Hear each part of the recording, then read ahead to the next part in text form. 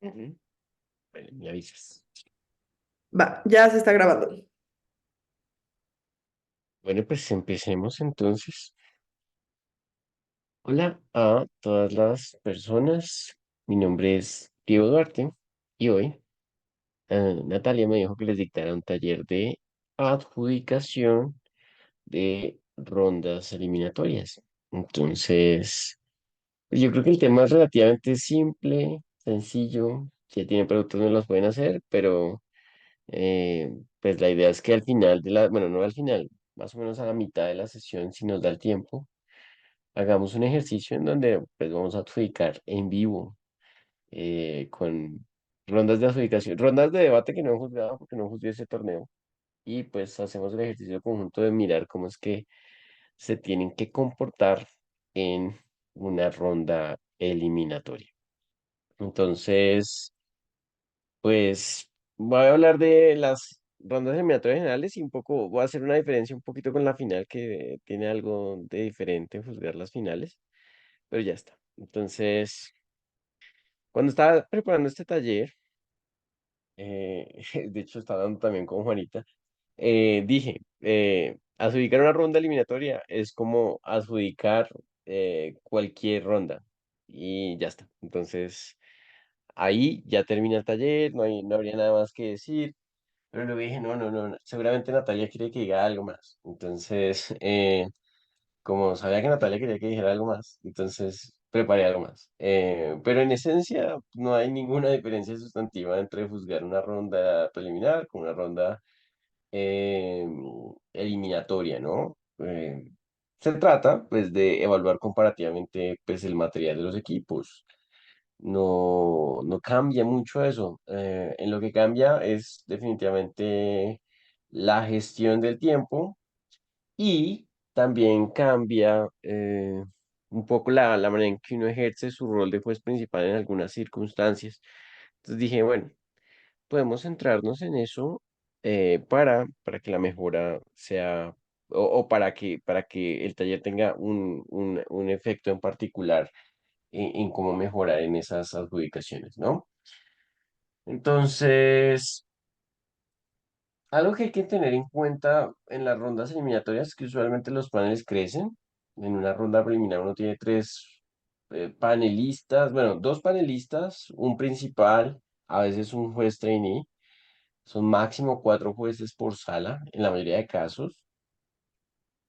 En las rondas eliminatorias suele ser cinco jueces, a veces, bueno, para las finales son siete, y se puede extender muchísimo la deliberación. Entonces hay que tener cuidado con eso, porque muchas veces uno cuando ya extiende demasiado la deliberación, a veces uno puede terminar debatiendo cosas que no estuvieron presentes y muy activas en el debate. Entonces, eso tiene que mejorar. Lo ideal es, pues también por respeto con el equipo de organización y el equipo de adjudicación, usualmente las rondas eliminatorias se juzgan en 30 minutos máximo, a veces se pueden extender ya, si no hay un tiempo límite, una hora, pero ya me parece excesivo. 30 45 minutos puede ser, pero yo creo que idealmente también puede ser 20 minutos, ¿no? Si el resultado es bastante claro. Entonces, pues hay que procurar no extenderse tanto. Y algo que hay que trabajar muy bien en estas rondas es la evaluación consistente de las comparativas, porque a veces uno no aplica los mismos criterios de adjudicación para las comparativas y bueno, a veces es inevitable. Hay algunos, no sé, si uno está comparando una bancada de gobierno y no está mirando la profundidad que tuvo cada equipo en un punto de choque crucial para evaluar quién ganaba, pues uno no puede usar tal vez ese mismo criterio para adjudicar la contribución de un equipo de oposición que estaba en otro punto de choque y que estaba haciendo un encuadre competitivo para que su contribución en otro punto de choque se entendiera como más relevante. Tal vez ahí uno no puede usar los mismos criterios, pero en la mayoría de casos uno tendería a usar los mismos, ¿no? Y a esto me refiero por ejemplo, hay cosas contenciosas que suelen ocurrir en las rondas eliminatorias em, respecto a la consistencia es cuando uno evalúa el nivel de involucramiento con los equipos o a veces cuando uno evalúa el nivel de profundidad en los argumentos, que a veces para un equipo puede ser más bajo que otro, o a veces uno está justificando o está mirando de forma desproporcional el nivel de persuasión de un equipo sobre otro. En la mayoría de casos ahí es donde quedan las decisiones divididas. Entonces, pues hay unos donde tiene que evaluar con sinceridad, bueno, qué tan coherente, qué tan justo estoy siendo. Pero bueno, eso es lo básico, ¿no? Esto sigue siendo algo aplicable para las rondas preliminares, solo que acá se vuelve un asunto más delicado, ¿no? Entonces, para seguir el mismo rigor y disciplina en las rondas preliminares, yo usualmente tengo como en mente que uno saque también los resultados completos, ¿no? Usualmente cuando soy juez principal en rondas eliminatorias le pido a mis jueces panelistas que tengan un ranking completo, y uno no tiene que entregar un ranking completo, ¿no? Porque pues uno solo le piden que avancen los dos mejores equipos. A veces uno no discute ni siquiera quién es primero o segundo, no simplemente discute los dos primeros, pero tener el ranking completo ayuda a organizar qué comparativas hay que priorizar para discutir. Entonces, yo sugiero en general que también tengan siempre un ranking completo. No piensen que porque están en una ronda eliminatoria no tienen que sacar el primero, el segundo, tercero y cuarto. A veces no se llega a un consenso con eso y por eso es que no se anuncia, pero pues hay que tenerlo presente, ¿no? Eh, Uno como juez, a ver, hablemos del espíritu de ser juez principal en rondas eliminatorias. Em, yo creo que desde el año pasado, con el SEMUDE de 2023, se empezó a tener una tendencia positiva con respecto a la asignación de jueces principales, mucho más armonizada con la manera en que lo hacen en el circuito angloparlante. Y es que a los jueces principales, bueno, primero todos los jueces que hacen el break son los jueces de mejor calificados del torneo y usualmente también son muchos jueces independientes con mucha experiencia, pero en el pasado simplemente se pensaba que en los jueces mejores calificados, los siete, ocho mejores jueces siempre tenían que ser los principales en octavos, cuartos, semis, final.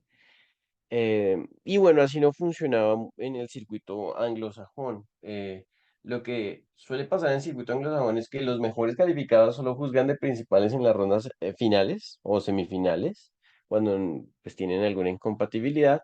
Y los otros jueces son puestos como principales en las rondas eliminatorias de primer orden, por ejemplo, double octos o octavos, y se deja a los jueces fuertes principales de panelistas, también para evaluar qué tan bien o qué tanto sabe ese juez en cuanto a gestión de la deliberación.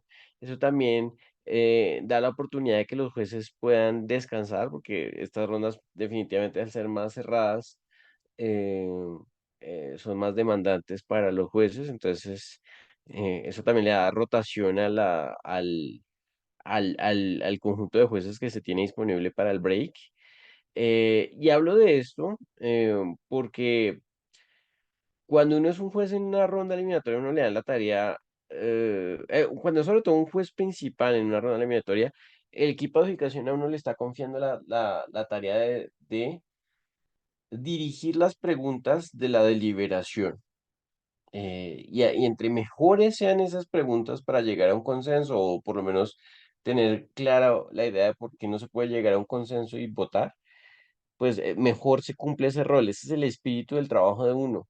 Entonces, sobre eso era que pues me puse a pensar y creo que sobre eso es que podemos hacer el taller, sobre esa responsabilidad tan grande de dirigir las preguntas que si uno hace una analogía sería muy similar a el rol que tiene los presidentes o sí, no, no los presidentes, sino las cabezas en el órgano legislativo en las democracias, ¿no? El presidente del Senado, el presidente de la Cámara de Representantes, ellos no ponen las leyes, ellos no hacen las leyes, pero ellos tienen el orden del día. Ellos ponen la agenda de cómo se va a discutir algo. Y eso es muy importante para tener una discusión eficiente, ¿no? Entonces, juzgar bien eliminatorias es saber poner las preguntas adecuadas en el debate, es mirar cómo uno pone la agenda de temas a discutir en orden de prioridades. Entonces, pues de eso es lo que hablaremos más. Entonces, como principal, uno tiene que hacer las mejores preguntas posibles para llegar a ese consenso, justificar la decisión dividida. Y como panelista en las rondas eliminatorias, uno tiene que ser muy bueno al momento de seguir las instrucciones del juez principal. Eh, ya ahorita voy a hablar de cuáles suelen ser los problemas que yo veo con los panelistas. Eso no pasa tanto en el circuito angloparlante, los jueces están mejor formados, pero yo todavía veo muchos problemas con los jueces panelistas en nuestro circuito, todavía no estamos ahí en donde la calidad de nuestros paneles son también es muy alta. Y hay cosas que hay que verificar y corregir en el caso en que sea necesario. Entonces, pues entremos a ver eso directamente. Bien, entonces, cuando el juez principal va a dar los resultados enfrente de todo el auditorio y donde la gente está muerta de los nervios, suele usar la siguiente frase y es: después de evaluar todas las comparativas en detalle, los equipos que avanzan sin ningún orden en particular son. Esa es como la frase que usan todos los jueces principales en la mayoría de casos. A veces sí ponen el orden en particular. Y pues voy a diseccionar un poco esa frase para que veamos por qué se dice, ¿no? Uno, a pesar de que no vea las 6 comparativas en todos los casos, porque en la mayoría de casos uno no discute en las rondas eliminatorias quién es primero, quién es segundo, eso solo se discute en la final. Uno sí mira que los dos equipos que avanzan, voy a poner un ejemplo, estamos en un debate en el que avanzan las cámaras altas. Uno lo que verifica siempre es que alta de gobierno le haya ganado a baja de gobierno y a baja de oposición, y que alta de oposición le haya ganado a baja de gobierno y a baja de oposición, en este ejemplo en donde avanzan las cámaras altas. Cuando uno dice que evalúa las comparativas en detalle, es eso, porque si yo tengo claro que hay dos equipos que están venciendo a los otros dos equipos, pues sin lugar a dudas, entonces estos son los equipos que están avanzando. Cuando uno tiene esas dudas es cuando pues uno centra el tema de la discusión de la deliberación ahí.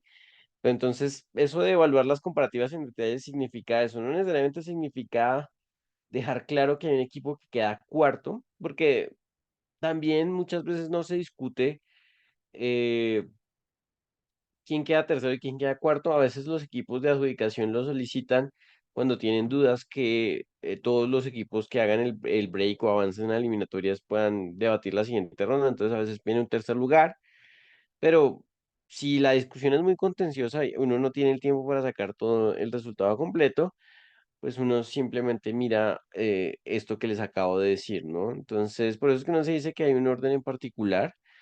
Em, y lo que pasa es que cuando a veces también ocurre la situación en que un equipo queda por consenso en cuarto lugar y a veces no se evalúa en detalle esa comparativa. Yo creo que eso a veces es irresponsable. Si uno tiene limitaciones de tiempo, pues tal vez no es tan grave, pero en la mayoría de casos uno tiene que evaluar siempre, incluso qué fue lo que trajo el equipo que queda en cuarto lugar en la ronda eliminatoria y por qué uno piensa eso y cómo se lidia con eso, ¿no? Entonces, eso es por diseccionar la frase, ¿no? Pero ahora entremos en las cosas que, si ustedes han hecho parte de rondas eliminatorias, espero que no hagan, o que si alguna vez son jueces en rondas eliminatorias, espero que eviten, ¿no? Entonces, lo primero, usualmente, a menos de que el juez principal lo solicite, uno no debe repetir o resumir los casos cuando se les pregunta algo. Voy a poner un ejemplo. Soy juez principal y le estoy preguntando a un panelista por qué Cámara Baja de Gobierno le gana a Cámara Baja de Oposición. Si lo primero que yo hago es resumir los casos, estoy no estoy cumpliendo la instrucción del juez principal. porque el juez principal no me está pidiendo que yo resuma los casos, me está pidiendo que yo le dé mis criterios de posicionamiento de un equipo por encima de otro. Este error es bastante común en rondas preliminares, pues porque hay muchos jueces que son todavía inexpertos, que todavía tienen dificultades para evaluar el material comparativamente. em, y bueno, uno lo entiende en ese caso, pero si uno mira a los jueces que hacen el break, uno tendría que evaluar eso, ¿no? ¿Qué tan bueno es un juez justificando que un equipo le ganó a otro? Y eso es diferente, porque usualmente dar esa justificación uno no la va a encontrar en las notas que uno tomó del debate. Esa justificación es resultado de lo que uno hace al analizar la ronda, de la síntesis que uno tiene de mirar las comparativas, de dejar claro cómo están interactuando los casos, si hay puntos de choque en común, si los casos están chocando, son independientes. Y eso es lo que uno usualmente también pone en las calificaciones de los jueces en las rondas preliminares. Yo tengo muy claro, por ejemplo, que pues los jueces del equipo de adjudicación piden retroalimentación de los jueces como una forma de recaudar información. Y uno, pues en la retroalimentación, uno tiene que decir a los jueces de adjudicación, al equipo de adjudicación, cómo es un panelista dando eso, dando esa información. Francisco, dime. Ok, entonces ahí le hago una pregunta. ¿A qué se refiere exactamente cuando decimos que estamos evaluando de manera aislada o al vacío? Que esa parte no la he entendido, por favor. Es que no la he explicado todavía, Francisco, ya la explico más adelante, todavía no la he explicado. Ok, gracias. Entonces, muy bien. Ah, entonces, solo para terminar esto y pasar a la parte que no entiende Francisco, eh, uno tiene que estar muy pendiente, ya sea juez principal o panelista, de dejar claros sus criterios para posicionar un equipo por encima de otro. Y eso es vital en las rondas eliminatorias porque de lo contrario, la deliberación es ineficiente. Entonces, am, si no, no sé, acá particularmente creo que no ha adjudicado con nadie el panel, bueno, pues con nadie de la llamada, creo que solo con Natalia, pero si ustedes al momento de adjudicar son de esas personas que se ponen a repetir los casos cuando le pregunta el principal quién ganó, lo están haciendo mal y eh, no están ayudando a que la deliberación sea productiva. Bien, ahora sí pasemos a lo que no entendía Francisco. Y es que hay una segunda cosa que ocurre cuando uno evalúa la persuasión de los equipos. Me ha pasado también que en rondas eliminatorias hay panelistas que dicen, debe avanzar, no sé, el equipo de alta de gobierno y baja de gobierno, porque es que lo hicieron espectacular, argumentaron espectacular, el encuadre fue muy bien explicado, fue maravilloso. Pero acuérdense que uno tiene que mantener el rigor de adjudicación siempre. Y pueden haber casos espectaculares o no. Y de hecho, ver que un caso espectacular o no sirve pues para poner puntos de orador, mirar en qué margen de explicación está un equipo. Pero decir que un caso es espectacular o decir que un caso es persuasivo no es una justificación para decir porque un caso le está ganando a otro.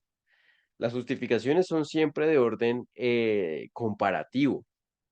Entonces que alguien diga, ese argumento estuvo espectacular, o uy, ay, qué buen caso, es usualmente decir que pues, el equipo es persuasivo en el vacío de manera aislada. Y eso también es adjudicar mal, ¿no? Porque cuando uno adjudica de esta manera, uno suele incurrir en los vicios más graves de adjudicación en rondas eliminatorias, que es jugar con dobles estándares al momento de evaluar.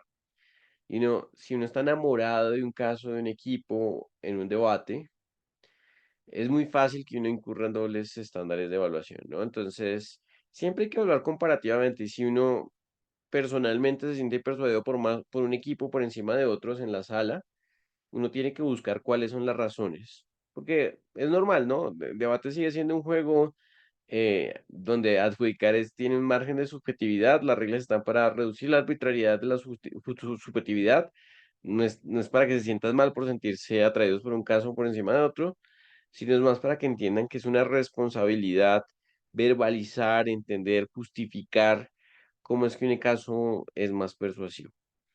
Entonces, eso yo creo que es esencial, es lo fundamental. Y listo, eso es lo que tenía que decir respecto a evitar malas prácticas. Ahora, respecto a buenos hábitos, primero hablemos de los buenos hábitos del manejo de la deliberación como un juez principal. Entonces, uno, cuando termina el debate de la ronda eliminatoria, pues normalmente va a la sala a deliberar con los otros jueces y pasa lo mismo, ¿no? Entonces, uno le pregunta a los jueces, dame tu orden de posiciones, si hay diferentes órdenes de posiciones, entonces uno empieza a preguntar, bueno, ¿por qué un equipo está por encima de otro? Y ahí en esa parte los panelistas tienen que ser muy concretos en explicar, no repetir los casos, sino en decir cuál es el criterio por el cual uno se siente más persuadido por encima de otro. Y ahí, una vez eso se clarifica, el segundo paso que tiene que hacer el juez principal es mirar en qué asuntos nos vamos a centrar para deliberar primero. A veces uno simplemente se centra en, bueno, todos vemos mayoritariamente un equipo avanzando, otro equipo, otra persona no, y uno se centra en ese equipo y en esa persona, pero a veces hay que hacerlo de forma temática, ¿no? A veces no, mientras uno va discutiendo, uno se va dando cuenta que de pronto no hay un consenso en el panel de jueces sobre cuál fue el asunto más relevante del debate o quién ganó un punto de choque. Algunas personas piensan que ganó el equipo de alta de gobierno, otros piensan que ganó el equipo de baja oposición. Miremos esa interacción, ¿no? Entonces, em, eso tiene que, esa habilidad de evaluar cuáles son los puntos en los que uno está en disenso, es una habilidad muy similar a la que tienen los látigos al hacer el resumen y la síntesis del debate. Entonces, yo creo que esa habilidad es esencial para ser un juez principal. Y también hay que ser muy honestos con el panel de jueces, ¿no? Porque uno también le va a explicar a los panelistas, yo quiero priorizar discutir de este tema y una vez clarifiquemos esto, voy a pasar al siguiente tema. Y es fundamental clarificar eso porque que los jueces panelistas sepan cuál va a ser la hoja de ruta en cómo se va a discutir la eliminatoria también ayuda a que pues, se organice todo y que también la gente sepa qué es lo que tiene que contribuir en cada momento de la deliberación, ¿no? Porque a veces también ocurre esos casos en donde el juez panelista no solamente responde lo que le pregunta al principal, sino quiere hablar de más y da comentarios que a veces no, pues no ayudan a que la discusión sea productiva, ¿no? Entonces, como juez principal a veces también funciona dejar claro cómo va a ser la hoja de ruta de trabajo, ¿no? Mm, cuando los paneles son de 5 o 7 personas, ahí el principal no puede responder a todos los panelistas, porque eso, primero, pues no le da el tiempo y eso, pues dejaría en los márgenes la participación de otros panelistas y sigue estando el imperativo de que todos los panelistas participen de la manera más equitativa posible en la discusión. Entonces, a lo que me refiero con este tercer punto es que si hay en el panel de 5 personas, 3 personas ven avanzando a alta de gobierno y alta oposición, y 2 personas ven avanzando a alta oposición y baja de gobierno, en la discusión de la bancada de gobierno, si el juez principal está en la posición mayoritaria, en vez de dirigir directamente cuál es la razón por la que uno cree que alta de gobierno le va ganando a baja de gobierno, uno le dice al panelista, bueno, una de las personas del panel ya explicó por qué baja de gobierno en la mente de ellos está ganándole a alta de gobierno. um, tú como panel, que también piensas como yo, el juez principal, quiero que intentes responder a las dudas que tiene la persona panelista para pensar por qué un equipo es mejor que otro. Y ahí, en vez de que el panelista, perdón, en vez de que el juez principal esté hablando, interactuando con los votos disidentes, pues interactúa todo el panel em, que, que está participando ahí, ¿no? Y esto también a veces es muy valioso para los equipos de adjudicación porque ahí uno puede mirar qué tan buenas son las justificaciones o qué tan buenas son las maneras de lidiar con un problema en la adjudicación por parte de un panel que uno no sepa si debe seguir adjudicando en una ronda eliminatoria más avanzada o no.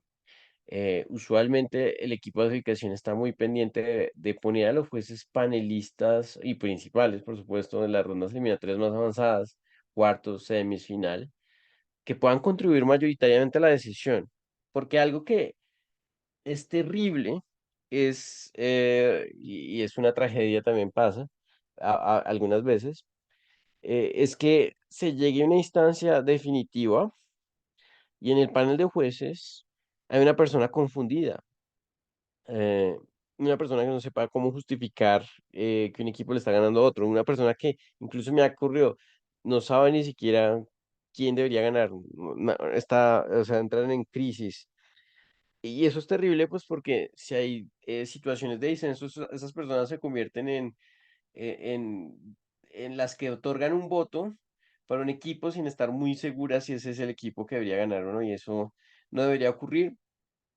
A veces también pasan tragedias con respecto al manejo de la deliberación, en donde por no gestionar bien el orden de la votación, no se pueden llegar a consensos ni siquiera en las votaciones divididas, que pasó más recientemente en el Mundial en inglés, ahorita en Vietnam en cuartos, en donde el top breaking team era muy raro.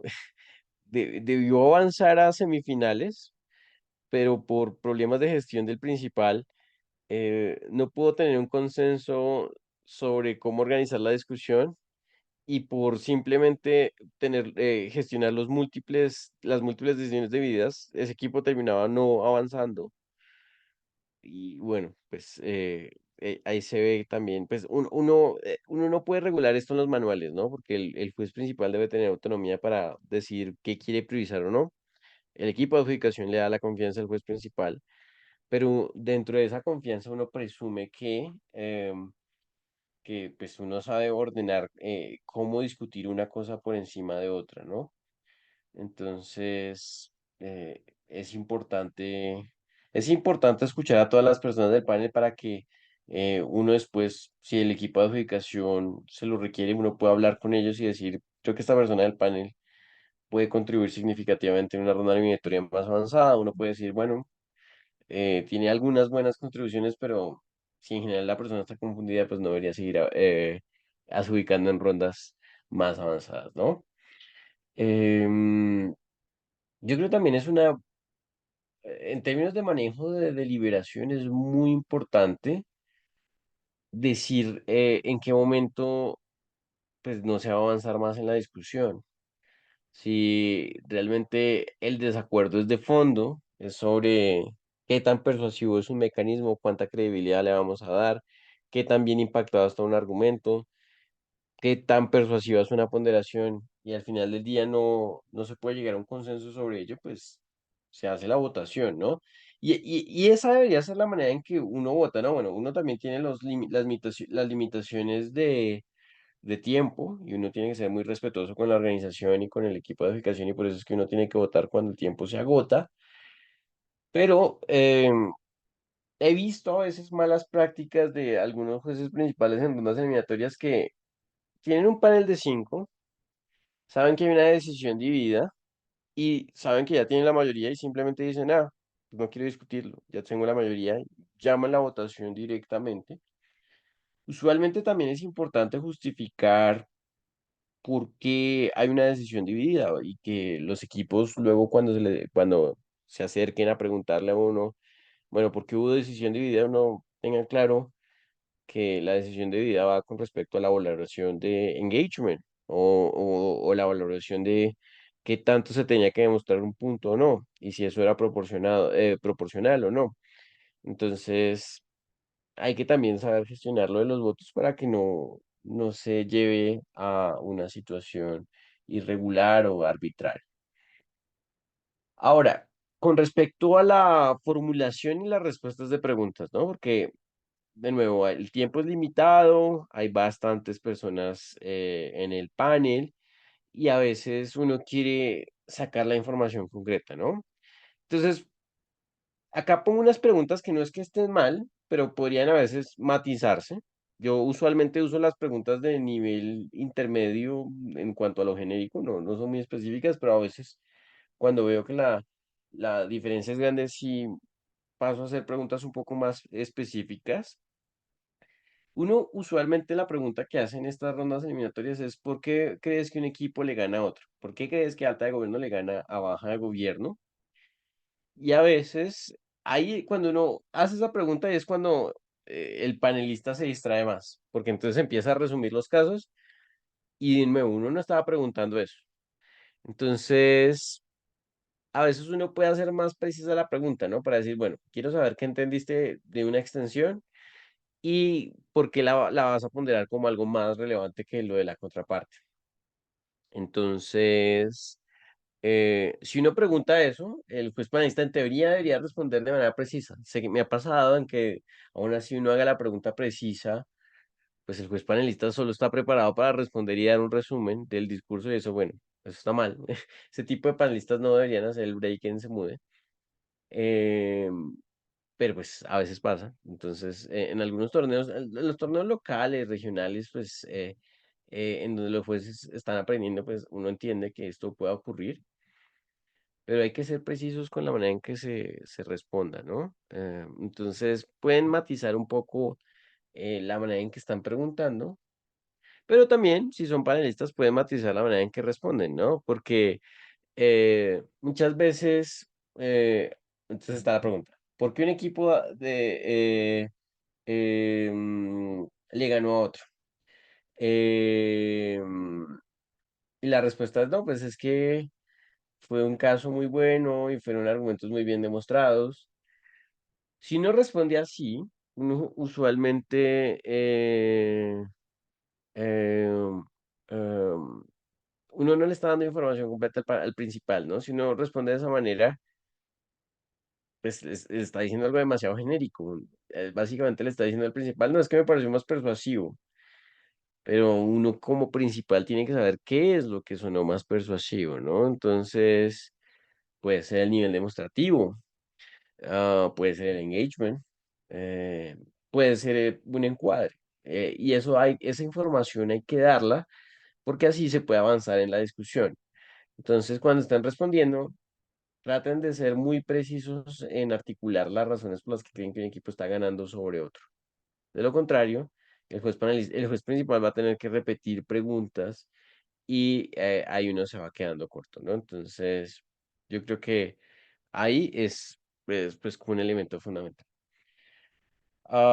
Bien, entonces, pues en las finales uno solo elige un campeón, entonces hay torneos en donde uno elige el primero y el segundo, por ejemplo en el round robin, no sé, no me acuerdo si en español también se hace, creo que también, pero en inglés, en el torneo round robin, que es el que convoca a los mejores equipos, los ganadores de todos los torneos a nivel nacional e internacional, eh, ahí se piden primer y segundo lugar, entonces, pues es como hacer una adjudicación completa. Muchas veces cuando se pide solamente el campeón, uno verifica que el equipo que quede campeón le esté ganando en la comparativa, no sé si alta de gobierno gana. Uno lo que verifica es que le haya ganado alta oposición, le haya ganado baja de gobierno y le haya ganado baja oposición. Uno verifica esas tres comparativas de las seis. Uno no tiene que verificar las seis de nuevo porque uno no está sacando el ranking completo y en la mayoría de torneos las personas que pierden la final quedan como subcampeones, no quedan como segundo, tercero, cuarto, a excepción de los round robins. Pero también, pues acá es donde también suelen haber la mayoría de decisiones divididas, y yo creo que no está mal. Muchas veces los debates son cerrados, a veces no se puede llegar a consensos, pero sí es importante dejar claras las razones por las que uno tiene decisiones divididas, ¿no? Entonces, tenemos una valoración diferente de qué era lo importante en este debate. El equipo que ganó dijo que este debate tenía que debatirse en países en vías de desarrollo y los otros debatieron en general sin especificar un país. A alguien le pareció que eso era falta de engagement, a otra persona le pareció que ese encuadre era el atinente y porque estuvo bien justificado. Bien, ahí hay una decisión dividida, puede ser sobre el encuadre. A veces tiene que ver con la argumentación, si la argumentación está tomando en el mejor caso posible a la contraparte o no. Sobre todo el nivel de engagement es un punto interesante de evaluar con respecto a las diagonales, porque como los equipos no se pueden responder directamente, el juez principal tiene que evaluar si hubo engagement directo o indirecto, si las oportunidades para responder estuvieron ahí, qué tanto jugaron los puntos de información, qué tan caritativamente se jugó con uno u otro caso. Entonces, a veces también sobre eso hay desacuerdos, ¿no? Porque alguien puede decir, no, este caso de baja de gobierno no fue tan caritativo con el caso de alta oposición, y por tanto no le puede ganar. Y otras personas pueden decir, no, baja de gobierno creo que refutó suficientemente bien y a pesar de que no se haya involucrado del todo, es un caso mucho más sólido y concreto. Y ahí puede haber un desacuerdo, ¿no? A veces los mismos equipos son muy explícitos en cómo se pondrá un argumento. A mí me parece esto tan curioso porque últimamente la gente utiliza el criterio de ponderación de certeza como si fuera un argumento. Pero, pues, o sea, puede usarse como un argumento, pero pues en debate uno tiene que probar la certeza de todo. Que alguien diga, voy a probar porque algo es más certero, no debería darle como una ventaja en sí mismo, eso es metaanálisis, pero no es el centro en sí del argumento, pues todos los argumentos tienen que ser certeros, bueno, pero el caso es que lo traigo a colación porque muchas veces ese es el criterio que utilizan para ponderar los equipos, es el que más utilizan en la actualidad. Entonces uno tiene que mirar si todos los equipos estuvieron de acuerdo explícita o implícitamente con ese criterio de ponderación, o si hubo criterios competitivos de ponderación y a cuál se le puede dar más peso. Eso, pues también uno no llega a consenso sobre eso y por eso también hay veces en que hay decisiones divididas. Y en algunas ocasiones tiene que ver con la manera en que uno sigue la lógica interna o los mecanismos de un discurso, ¿no? Uno, cuando está tomando notas, uno no puede tomar notas sobre todo. Es mejor prestar atención sobre el sentido del argumento, hacia dónde va. Y a veces uno en las notas no toma todo el contenido de un discurso. Eso a veces en debates muy competitivos puede pesar porque algunos jueces siguen en más detalle que otros el contenido. Y entonces el desacuerdo sobre el nivel de persuasión tiene que ver con cuánto crédito uno le otorga a una comparativa y no a una y no a la otra. Entonces ahí a veces el desacuerdo sobre, bueno, qué es lo que se dijo. Y a veces ahí cuando el desacuerdo es qué es lo que se dijo, cuál fue el contenido. Ahí usualmente es cuando uno pide a los panelistas, bueno, ahora sí, resumamos los casos, veamos a ver si todos entendemos lo mismo, y en función de eso tomamos una decisión. Eh, y yo creo que en esas circunstancias en particular es cuando ahí sí uno tiene que hablar y resumir el caso tal cual uno lo escuchó, pero son casos muy particulares. No, de nuevo, uno no tiene todo el tiempo del mundo. A veces cuando uno tiene consensos y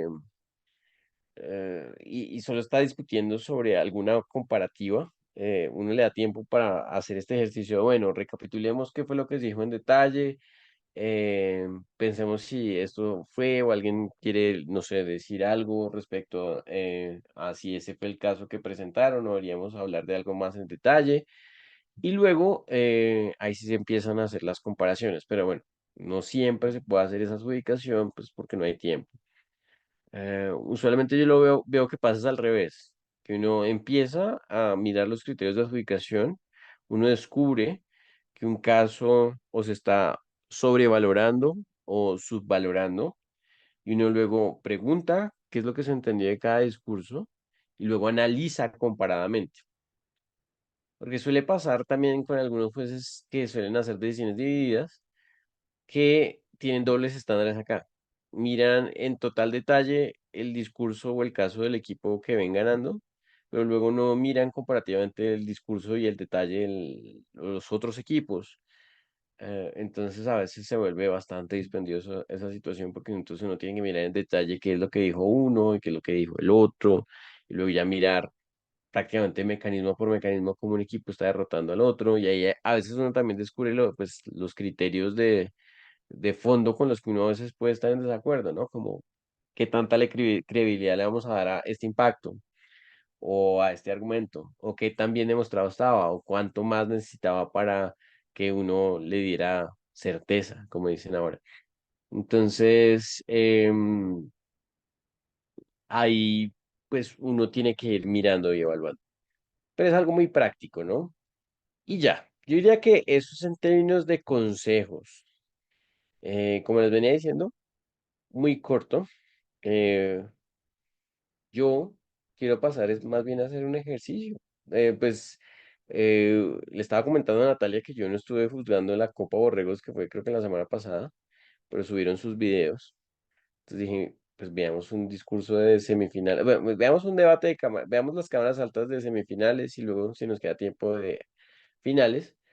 Y vamos haciendo preguntas. En este caso puedo ir haciendo preguntas discurso por discurso. Y ahí vamos practicando. ¿Les parece? ¿O alguien tiene preguntas hasta el momento? ¿Todo claro? ¿Todo está quedando claro por ahora? Pues si todo está quedando claro por ahora, vamos con los ejercicios, pues porque eso es lo que a mí me interesa. Verificar eh, que también pueden implementar estos consejos que les estoy dando. Entonces, como ejercicios, ¿qué es lo que voy a hacer? Les voy a pedir que tomen nota, tal cual como si estuvieran juzgando. eh, y luego voy a hacer, en este caso, no, es que puede ser algo tedioso escuchar el debate de cámaras altas de golpe. Entonces voy a ir haciendo pausas en cada discurso y voy a ir haciendo las preguntas, ¿no? En este caso, voy a ir haciendo preguntas por discursos, ¿no? Tal vez algunas preguntas para mirar qué fue lo que se dijo, qué se está explicando por discurso, ya cuando hayan hablado varios, ya hacer las comparaciones. Y acá les voy mostrando cómo podemos a implementar eh, estos consejos en la vida real. Solo por casualidad, ¿alguien estuvo adjudicando este torneo de la semana pasada? Es que yo no, no lo adjudiqué, por eso es que voy a hacer el ejercicio, porque dije, voy a ponerme a ver un debate que nunca he visto y lo vamos a adjudicar acá en vivo y en directo. Em, pero tengo la duda si alguien acá adjudicó el torneo de la Copa Borregos. Bien, ¿adjudicaste semifinales y finales? No de la Borregos, perdón, de la República Dominicana, en finales contigo. Ah, no, no, pero no te Sí. preocupes, No. Viana. Acá estos son debates que no hemos visto. Entonces, súper bien. Ah, bien, así, yo recuerdo bien, estuvimos la semana pasada juzgando. Sí, no, por andar juzgando contigo fue que no, no estuve juzgando acá. Entonces, vamos a ver un debate nuevo. Entonces, vamos a hacer el ejercicio. Espérenme un segundo. Un segundo, un segundo. Ahora acá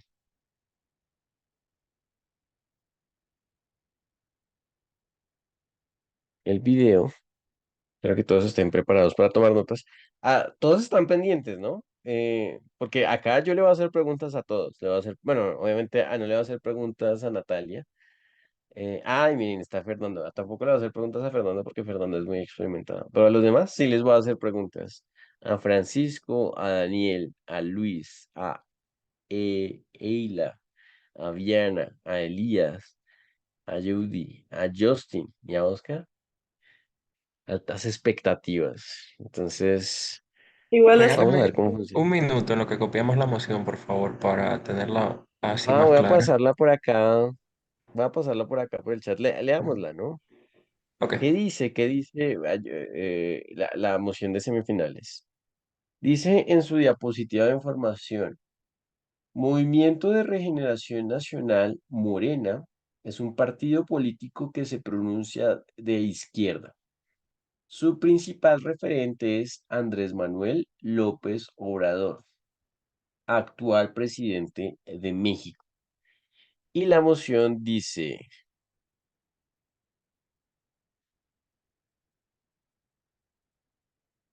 esta casa considera que está en los intereses de la izquierda mexicana que Morena se mantenga en la presidencia de la República. Entonces, voy a abrir mis notas, un segundo, abro mis notas. Ya abrí mis notas por acá. Ah, que quieren que le haga, Natalia dice que le haga preguntas a Fernando, está bien, pero a Fernando le va a pasar ahí las preguntas bien complicadas, porque sé que es nivel intermedio avanzado. Eh, no mentiras, tratamiento igualitario, nada de aplicar, estoy acá en contra de mis consejos, nada de dobles estándares, nada de dobles estándares. Entonces, espérenme, también tengo que compartir audio, compartir sonido y pues escuchemos. Posicionen muy bien las encuestas y que tengan muchas probabilidades.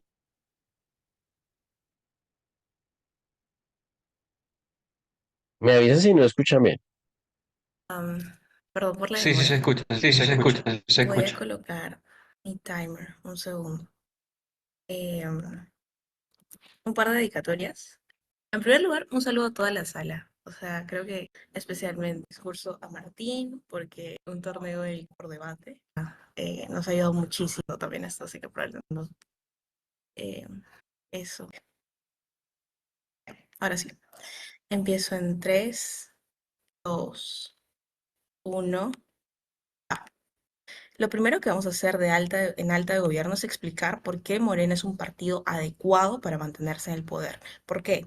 Dos cosas importantes. En primer lugar, tienen un discurso dialogante, es decir, que probablemente es un discurso no confrontacionalista, un discurso que no busca hacerse de oposiciones con la derecha, sino todo lo contrario, busca tender puentes para poder establecer vínculos sólidos y poder impulsar políticas sociales, porque es justamente lo que saben que la gente necesita. Entonces, mientras tiene un discurso abierto, un discurso que no se va a presentar como obstruccionista, tenemos a la par acciones importantes en favor de las personas, ¿no? Tenemos acciones que sí reflejan los valores de izquierda de este país, que buscan priorizar como a la gente más desfavorable. Creemos que esto es particularmente importante en un contexto como es el contexto mexicano. Estamos hablando de un país en vías de desarrollo y que evidentemente tiene un gap social importante. Entonces nos parece que es necesario atender esta problemática, si es necesario como moderarnos a nivel de discurso y tener como algo mucho más abierto y quizás que puede como evitar rivalidades con la derecha para que se nos deje hacer este trabajo,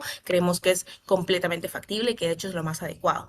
En segundo lugar, creemos que todo lo que AMLO ha hecho bien en su gobierno hace que se transmite a Claudia Sheinbaum, que es justamente la nueva candidata, ¿no? Creemos que en realidad AMLO ha venido construyendo no solamente una reputación propia, sino una reputación para el partido, ¿no? Esto hace de que actualmente Claudia se posicione muy bien en las encuestas y que tenga muchas probabilidades de salir electa. ¿Por qué? Porque la gente reconoce que hay un partido político que ha construido un proyecto a largo plazo, ¿no? No estamos hablando aquí de líderes personalistas, la gente está dispuesta a apostar por la continuidad, porque existe un partido político que pueda llegar al poder no solamente con propuestas personalistas, sino con un proyecto definido desde las bases que ha sido construido hace mucho tiempo. Creemos que además, uno de los principales intereses en realidad en América Latina es apostar por la continuidad política, apostar por la sostenibilidad de proyectos y no simplemente irnos por caudillos. Creemos que en realidad la reelección de Morena fomenta todos estos valores y es tremendamente bueno para la democracia mexicana. Ahora, entendemos de que la gestión de AMLO no ha sido perfecta, ¿no? Probablemente ha tenido deficiencias. Ahora, ¿por qué creemos que Claudia va a poder lidiar contra todo eso, ¿no? Probablemente como que la principal, lo que principalmente se le acusa a AMLO es de no ser lo suficientemente moderno. Creemos que Claudia puede lidiar con eso. ¿Por qué? Porque es una persona mucho más joven, entonces se le percibe con un pensamiento mucho más moderno, más contemporáneo. Es capaz de reconstruir las dudas que se habían como tejido alrededor del gobierno de AMLO, ¿no? Esto hace de que ella le dé una perspectiva fresca a la política. Creemos que es justamente la opción perfecta, porque lo que hace es arrastrar todo lo bueno que ha hecho AMLO durante su gestión, pero además dotarlo de un nuevo aire político que aporta justamente y garantiza de que va a haber aires de renovación a pesar de todo, ¿no? Pero siguiendo la misma línea política, comprometiéndose con el mismo proyecto político que nos parece que al final del día es lo más importante, punto a la baja oposición. Una de las principales críticas a Morena es si genuinamente es un partido de izquierda porque sus políticas no se materializan en los beneficios que deberían. Creemos que en realidad algo de lo que ha pecado la izquierda latinoamericana en general es mostrarse súper confrontacional y justamente mostrar como que está en oposición a absolutamente todo lo que es la derecha. La gente en realidad, la gente del común, no tiene ideologías muy marcadas acerca de izquierda o de derecha. Es más, la mayoría se alinea del centro, ¿no? Por eso siempre hablamos en debate acerca de esta gran masa gris. Creemos que a la gente en realidad no les preocupa tanto el discurso, como ya explicaba, de que puede ser un discurso moderado, pero que sigue siendo válido. Les importa en realidad que se puedan impulsar políticas como en la materialidad que ayuden a las personas, ¿no? Creemos que en realidad si un partido de izquierda puede ser mucho más como cercano a estas demandas sociales y de alguna manera puede traducirlas en mejoras sustanciales, como haciendo un mejor trabajo que un partido de derecha, está bien que tenga un discurso más moderado, o sea, realmente eso es como irrelevante. Además, como que la reputación de Morena se construyó más allá de solamente si es de izquierda o derecha, si no lo podemos encasillar bien o no. Ahora, ¿por qué es que Morena ha construido una buena reputación durante el tiempo que AMLO ha estado en el gobierno? En primer lugar, ha construido una popularidad sostenida combinando políticas y posturas, ¿no? Ha sabido combinar estos dos factores, ha sabido de que la gente pueda aceptarlos. Hemos visto como eso extensamente durante el gobierno de AMLO, pero en segundo lugar, está dispuesto a dialogar tanto con izquierda y con derecha, ¿no? Creemos que esto es súper importante porque cuando tienes un presidente abierto al diálogo, entonces tienes más posibilidades de que las políticas que se impulsan desde el Ejecutivo no se queden trabadas como en el Congreso, ¿sabes? Pero además, al ser un líder dialogante, también no solamente se ha mostrado ser dialogante entre las fuerzas políticas, sino también que es cercano a las personas, ¿no? O sea, piensen cuántos memes salieron acerca de los discursos que daba AMLO interminables. A la gente, ¿no? Creemos que si bien muchos lo pueden percibir como algo innecesario, en realidad cuando tienes un presidente que responde a las críticas, que habla al respecto, que da la cara y que rinde cuentas, esto constituye como la formación de un vínculo súper fuerte con sus votantes, porque la persona que yo elegí me está rindiendo cuentas, porque la persona que yo elegí está hablando acerca de los temas que me interesan todos los días, incluso si no todo el mundo lo ve o si no lo veo todos los días, el hecho de saber que está ahí la información y de que puedo acceder cuando yo lo considere necesario es importante. Si no, mira en Perú, nuestra presidenta simplemente no se aparece, no se ha puesto un vocero que no existe en el organigrama estatal. Eso es terrible y la gente lo siente tal cual, se siente traicionada en su representación. Pero además, creemos que justamente estos vínculos construidos no solamente con otras fuerzas políticas, sino con sus votantes, lo que los reafirma como una postura política relevante e importante en el mundo actual. Ahora, ¿por qué es que nos importa en primer lugar las mejoras a nivel social económico, ¿no? Entendemos de que más programas sociales que atienden a gente vulnerable son importantes porque entonces tienes una reducción del gap social que existe actualmente. Esto hace de que justamente al continuar con el mismo partido político se garantiza la continuidad de los programas sociales que ya habían sido implementados. Esto no sucede con otro partido, es decir, piensen que si cualquier otro partido ingresa, muy probablemente revise absolutamente todo lo que ha hecho la gestión anterior y lo que haga probablemente es como quitar aquello que no le parezca adecuado. Más aún si ingresa un partido de derecha, muy probablemente desgaste, como simplemente saque a todos estos programas sociales porque los ve como gasto innecesario de la caja fiscal, ¿no? Es decir, creemos que si nos importa justamente el bienestar de esta gente que es la más desfavorecida, deberíamos apostar por la continuidad porque es lo único que le garantiza seguir recibiendo ayuda del Estado y no pasarla tan mal en su vida que ya es como bastante complicada, ¿no? Pero en segundo lugar, evitas a una derecha que se presente como una oposición obstruccionista, ¿no? Creemos que la derecha en realidad ha demostrado poder colaborar con AMLO. No sabemos si lo va a hacer con otra opción. Creemos que en realidad cuando tenemos a una derecha que se ha mostrado dialogante, debemos aprovechar eso. No sabemos cómo se van a comportar en el poder. Creemos que en realidad sucede lo mismo, ¿no? O sea, mejor malo conocido que bueno por conocer, tal vez. Entonces, es mucho más probable de que en realidad la dinámica política actual garantice la estabilidad del país, lo cual es como potencialmente mucho más bueno que simplemente la incertidumbre acerca de qué pasará. Gracias. Bueno, muy interesante, lo había escuchado. Entonces es momento de aplicar nuestros consejos. Entonces, yo lo que les decía en primera instancia para las rondas eliminatorias, pues hay que tener preguntas claras y concretas, ¿no? Para hacerle a los paneles. Entonces, ah, por ejemplo, en este punto, pues no tenemos nada que comparar, pues solo hemos escuchado un discurso, pero si yo les preguntara a ustedes, eh, ¿es un discurso bueno o es un discurso malo el que acaban de escuchar? Tal vez esta pregunta no sea muy útil, porque ustedes me van a decir, ah, me pareció bueno, otros me van a decir, me pareció malo, pero no sería una pregunta conducente a sacar información de este discurso para mirar cómo es que luego lo vamos a adjudicar. Francisco, dime. Ok, yo puedo anotar algunos puntos y yo sentí relativamente No, que hubo a ver, contradicción. Francisco, un momento, no, un Ok, segundo. Mira, lo que estás haciendo en este instante es todo lo que no tienes que hacer cuando seas un juez en rondas eliminatorias. Porque como en este caso yo voy a hacer el papel de juez principal, tú, o como todos los jueces panelistas, uno puede tener muchas apreciaciones del discurso, muchas. Pero el juez principal es el que determina la agenda, el orden del día, las prioridades a discutir. Y en este caso, pues todavía no te estoy poniendo en el rol de ser juez principal. En este caso, para hacer el primer ejercicio, yo voy a ser el juez principal. Tú como juez panelista no puedes decir tus apreciaciones libres. No se puede dar. Uno va a responder preguntas en concreto. Entonces, ya que estás animado para responder, quiero que acuérdate, en rondas eliminatorias lo que se valora es qué tan bueno eres para responder preguntas que pida el principal. Esto va a ser una pregunta y me vas a responder. ¿Listo, Francisco? ok, ¿Preparado? Bueno. Entonces, la primera pregunta que te voy a hacer es, ¿cuáles son los argumentos de el discurso de la primer ministra?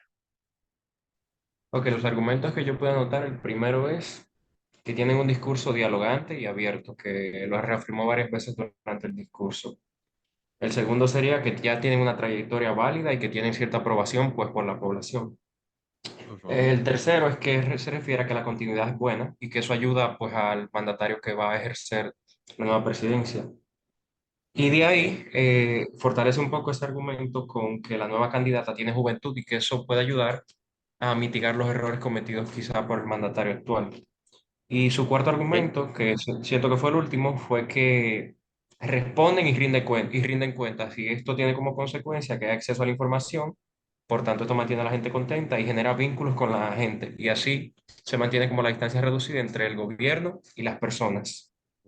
Y bueno, el quinto Ok. argumento, que lo usa como en contra de lo que podría traer la oposición, es que cuando ingrese otro partido, este podría quitar las ayudas y obras que el partido presente tiene, al definir que el otro partido pues es la derecha. Yo lo que, bueno, ya, eso fue lo que me pregunto. Ahí están los argumentos. Ok.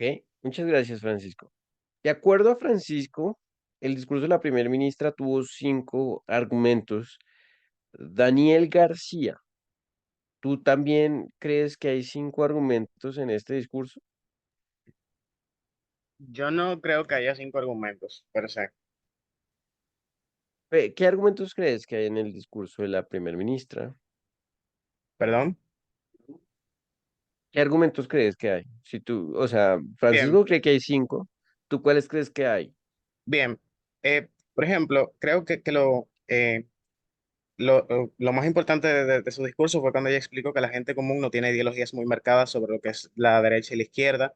Entonces, a ellos, pues, no le importaría en verdad, como a ellos lo que le importa es que cómo se pueden materializar las políticas en beneficio de los mismos. Pues esta parte no la veo así como un argumento, sino como una explicación que daría más fortaleza a lo que dice, a lo que va a decir posteriormente. Por ejemplo, al ella establecer cómo la gente común o las personas que pertenecen a esa sociedad, pues no se identifica con una ideología muy marcada y luego establece que, que Morena tiene un discurso que busca establecer vínculos sólidos y un discurso abierto con los distintos sectores de la sociedad, que este podría ser, pues, ya su primer argumento, el cual lo impacta, pues estableciendo que en el pueblo mexicano, el cual es un país en vías de desarrollo, esto pues tiene mucha más relevancia, entre otras cosas. Entonces, también nos hablaba sobre la parte de la continuidad, porque ella yo pienso que se centró en los intereses del pueblo y también en los intereses Pero, del a ver, partido. Daniel, te estás demorando mucho en responder. Francisco también se demoró algo. Acuérdate que estás en una Ujú. adjudicación Ah, 15, sí, 20 minutos. Te estoy está preguntando bien, los bien. argumentos. ¿Cuáles son? Rápidamente. Ujú. Pues bien, entonces la parte de los establecer los vínculos sólidos, la continuidad política eh, y también la parte de sobre el que el presidente es abierto al diálogo y sobre cómo se relacionaría la derecha y la incertidumbre que esta tiene o tendría si Ok, ganara. Serían bien. cuatro. Bueno, 4, 5. Acá, a cada uno como juez principal, uno puede detectar algo y pues es relativamente sencillo y este discurso no tiene muy claro el propósito que está cumpliendo, ¿no? Sabemos que es un discurso de primera ministra, sabemos que es un discurso que puede estar a favor de que em, para la izquierda mexicana sea positivo que Morena se mantenga en el poder. Y hay muchas ideas probablemente preargumentativas que nos digan por qué es bueno Morena, y si Morena es bueno, supongo que eso es bueno para la izquierda mexicana, pero no hay una clara anunciación de qué es lo que se quiere mostrar, a dónde se quiere llegar, y yo creo que eso es lo que genera acá el disenso, ¿no? Entonces, no sabemos muy claramente qué es lo que quería demostrar la primera ministra. Tenemos varias razones un poco independientes, pero no del todo claras hacia qué quiere llevar. Y esto puede dificultarnos evaluar qué es lo que demostró el discurso de la primera ministra. Es un discurso que por el momento podríamos llamar ambiguo, ¿no? Y en ese punto, cuando ustedes tienen este tipo de discurso, ustedes usualmente tienen que ir viendo, bueno, hay que ver cómo interactúa con los otros discursos de la sala y luego mirar si en términos relativos es mejor o peor que el otro, ¿no? Por ahora es un discurso al cual, a ver, la transición entre los encuadres y los argumentos son bastante difusos, los mecanismos son algo genéricos respecto a cómo se atraen a masas grises, parece que implícitamente está diciendo que lo que le interesa a la izquierda mexicana es mantenerse en el poder, parece que también está diciendo implícitamente que lo que le interesa a la izquierda mexicana es cambiar su imagen confrontativa a una imagen más dialogante, pero no sabemos a ciencia cierta qué es lo que va a proponer el caso.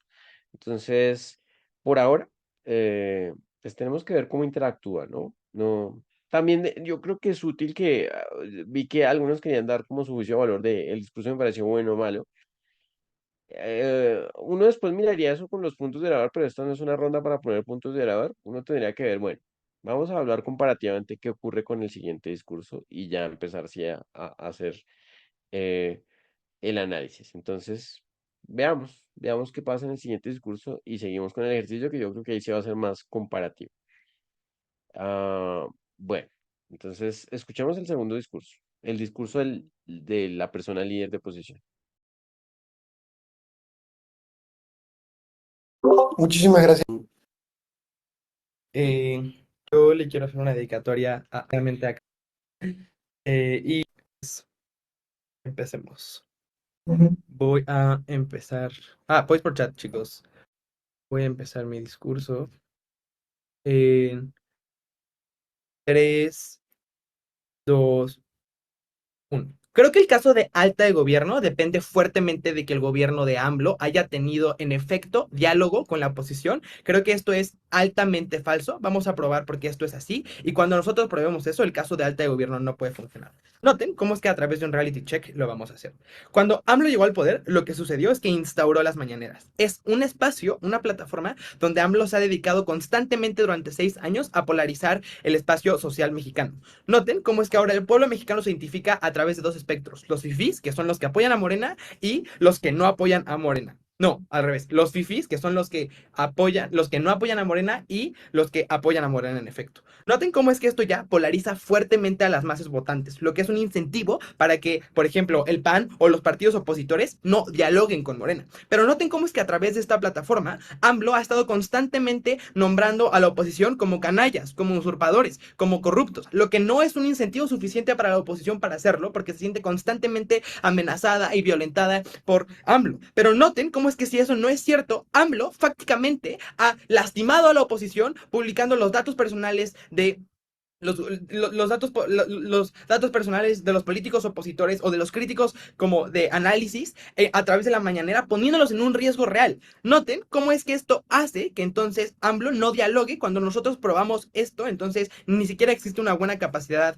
de gobernabilidad. Pero si no es esto cierto, noten cómo es que a través del último proceso electoral, lo que sucede es que Morena pide que voten todo Morena, porque saben que si no alcanzan el número tal para en la Cámara Legislativa, no van a poder pasar como las legislaturas porque dependen de la mayoría que no pueden conseguir porque no negocian en realidad. Pero noten cómo es que también en las mañaneras AMLO se está constantemente contradiciendo. Esto significa que entonces las personas que consumen la mañanera se dan cuenta que un día dice A y al otro día dice Z, lo que deslegitima y elimina la credibilidad del gobierno de AMLO. Ahora, lo que vamos a hacer en este discurso es probar un encuadre del crecimiento de la ultraderecha en el campo político de Latinoamérica y cómo es que esto es un riesgo para la izquierda mexicana. Noten cómo es que en Latinoamérica el crecimiento de la ultraderecha es real. En Milei, Argentina, acaba de llegar, Noboa en Ecuador, Bukele en El Salvador, Bolsonaro en Brasil. Noten cómo es que esto incrementa la presencia de la ultraderecha en la esfera política de México, entendiendo que México está fuertemente interrelacionado y globalizado con la ultraderecha. Tenemos que entender que lo más importante en este debate es probar la credibilidad y la legitimidad de un partido izquierdista para que no pierda el escenario político frente a un régimen completamente opresor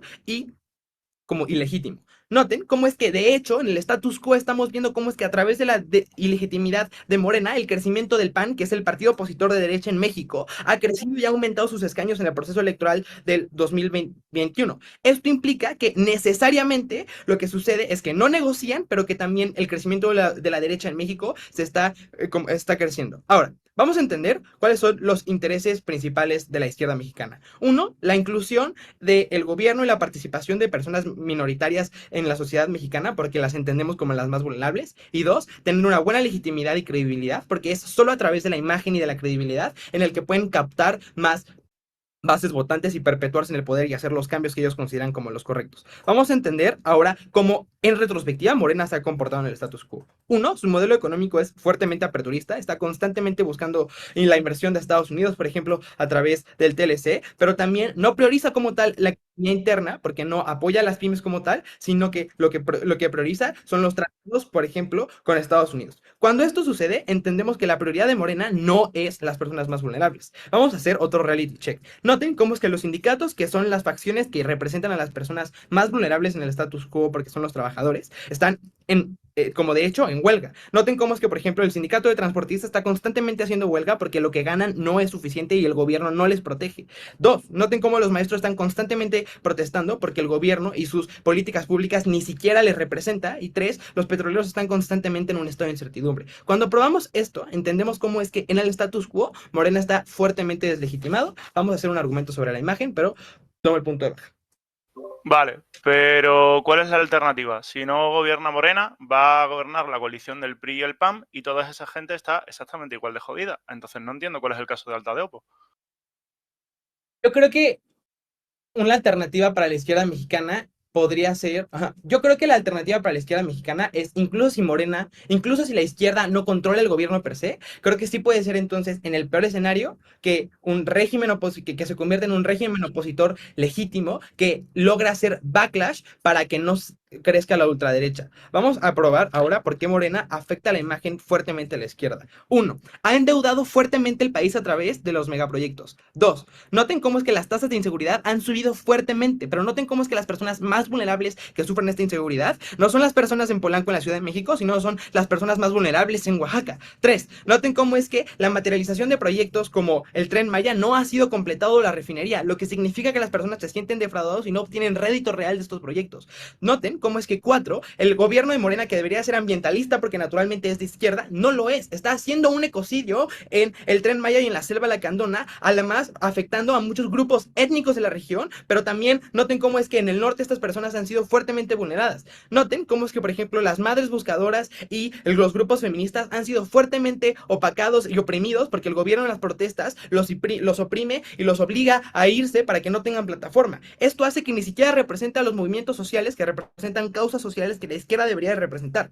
Noten cómo es que la segunda pieza de análisis prueba cómo es que Morena ha jodido las instituciones democráticas y legales, que son un contrapeso para evitar que alguien se perpetúe ilegítimamente en el poder, rompiendo con la democracia. Para entender esto, tenemos que entender un encuadre en el que la sociedad mexicana le teme fuertemente a las dictaduras, porque ha estado en el pasado constantemente teniendo miedo a que, por ejemplo, el PRI se perpetúe o por la dictadura de Porfirio Díaz. Noten que cuando entonces México valora la democracia, el hecho de que Morena esté constantemente jodiendo las instituciones democráticas o los contrapesos institucionales como la Corte, lo que sucede es que las personas ahora tienen miedo incluso de que Morena se perpetúe. Esto es altamente problemático porque lo que sucede es que lo que sucede es que la imagen de Morena, lo que sucede es que la imagen de la izquierda mexicana se deslegitime porque Morena se apropió de la izquierda ilegítimamente. Lo que sucede es que las personas ahora, las masas grises dicen, ya no voy a votar con la izquierda porque Morena supuestamente es la izquierda, pero tiene todos estos detrimentos. Lo que implica que probablemente busquen otras opciones como la derecha, pero creo que también existen otras fuerzas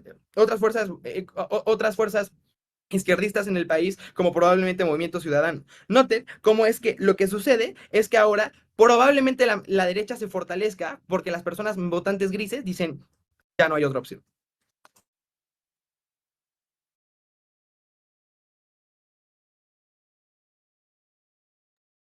Muchísimas gracias por ese. Bueno, muy bien.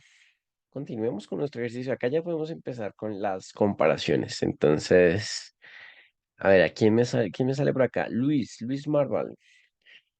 Ah, eh, bueno, Luis, ¿estás por ahí o no Sí, hola. estás? Voy ¿Sí a se me hacer la oye? pregunta. Sí, sí, se te oye. Ya, listo. Eh, este debate fue antes de que ganara Claudia Sheinbaum, ¿no? Interesante, interesante. ¿Cómo cambian, cómo se desactualizan los debates con el tiempo? Em, bueno, Luis, la pregunta genérica que uno puede hacer siempre en comparación de equipos es ¿qué equipo le va ganando a otro? Entonces empecemos con esa pregunta y luego hacemos una pregunta un poco más específica, es ¿qué equipo va ganando? ¿Alta de gobierno o alta oposición? Em, en mi opinión, bueno, no es mi opinión. Yo considero que va ganando alta posición. Lo explicaría diciendo que las refutaciones y todos los impactos que tiene alta oposición en materia de probar por qué entonces no están los intereses de la izquierda mexicana a continuar son bastante claros y creo que más que todo basándome en que el primer discurso de alta de gobierno no explica tanto por qué está en los intereses de la izquierda mexicana que Morena continúe, porque se explica por qué Morena es Espérate, algo bueno y te voy quieren a tener ultimar. ahí un segundo, Ah, ya, Luis. listo. Tu primera justificación es que te parecen que las refutaciones son bastante claras. Y yo como juez principal escucho eso y digo, ¿qué se está? No, o sea, Luis no me está dando información concreta. A Luis le pareció claro, a otra persona le puede parecer poco claro. ¿Podría ser un poco más detallada en eso? ¿A qué te refieres que la refutación te pareció buena, concreta? Creo que, por ejemplo, cuando se hace mención a que gran parte del caso de alta de gobierno depende de que exista cierta clase de diálogo, creo que hay refutaciones o impactos, o podemos llamarlo de esa manera, que son claros en alta oposición de por qué ese diálogo no existe y de por qué existe polarización y de por qué existe, por ejemplo, hasta cierto punto violencia política, etc. Creo que a eso me refería. ¿Ok?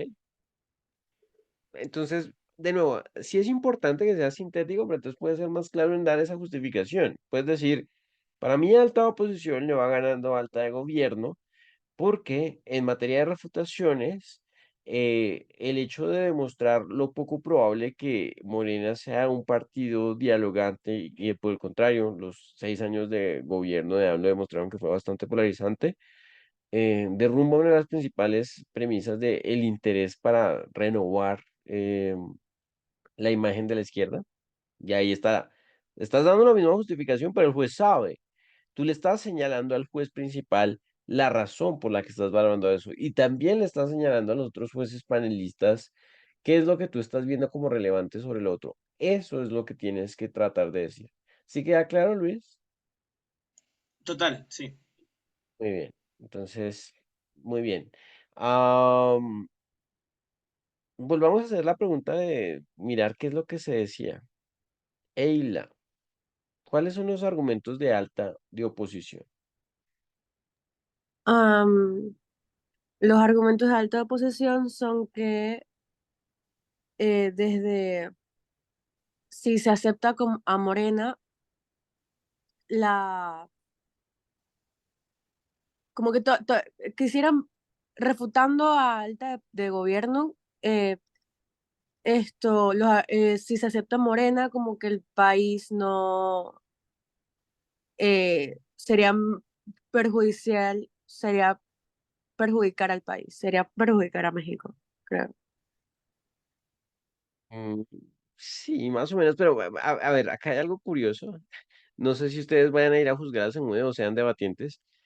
Yo siento que esta pregunta puede ser particularmente difícil porque los oradores no están enunciando cuáles son sus argumentos. Entonces, si ustedes son debatientes todavía, es normal, y de hecho creo que es importante que ustedes se den cuenta de eso, que ustedes tienen que decirle a los jueces, a los jueces, cuáles son sus argumentos, porque ninguno de los dos, ni la primer ministra ni el primer ministro dice, estos son mis argumentos.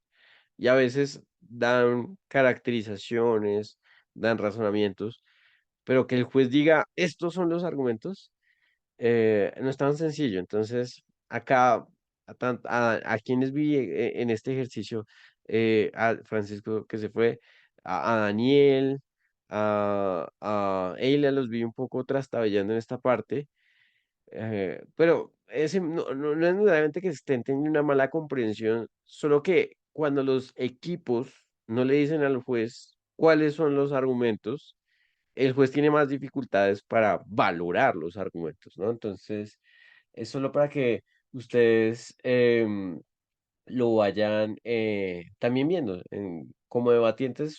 Por eso es que juzgar sirve para mejorar como debatientes. Entonces, ahora sí, Eila, con respecto a lo que estás diciendo, no es una respuesta muy útil, porque creo que lo que estás diciendo es, ah, la persona líder de oposición dice que Morena ha tenido perjuicios para la izquierda. Sí, eso es lo que quiere demostrar. ¿Cómo lo está demostrando? Esa es la pregunta central porque ahí, por ejemplo, puede haber una extensión de análisis en baja oposición sobre el mismo tema. Y si eso es así, uno equivocadamente podría decir, ah, como alta oposición ya explicó esto, pues baja oposición necesariamente va a perder si trae una extensión de análisis. Pero entonces uno tiene que mirar la estructura interna de cómo lo están demostrando, ¿no? Entonces, em, es algo que, por ejemplo, se podría concretar acá con em, Morena ha tenido prácticas que están en contra de los principios y valores de la izquierda. Ese es un primer argumento, que es un argumento un poco descriptivo. Y segundo, bueno, este argumento incluso es bastante enemigo porque acá alta de oposición se centra en temas de seguridad y en tema de protección de instituciones. Se podría subdividir en dos, pero bueno. Diana, ¿tienes una pregunta? Sí, aunque no sé si hacerla ya una vez que se haya completado el ejercicio de identificar los No, no, argumentos. dímela. Mi pregunta viene siendo, bueno, en este mismo tema de identificar los argumentos, que yo noto que ellos hacen mucha mención de, como decías, mini argumentos de un gran argumento, y yo como juez a veces tengo dificultad en identificar si yo debería valorarlos cada uno como un argumento o si se valoran dentro de una serie de, digamos, partes del mismo argumento, el cual es que no se valoran como los intereses de la izquierda. O sea, porque me mencionan unos 6 o 7 puntos, tal vez no lo desarrollan tanto, pero todos se basan en la Ujú. misma idea principal, pero no sé como juez cómo valorarlo. Bueno, lo primero es, o sea, las etiquetas sirven para que, las etiquetas los debatientes las deben usar para señalar al juez qué es lo que quieren demostrar y que el juez lo pueda valorar, ¿no?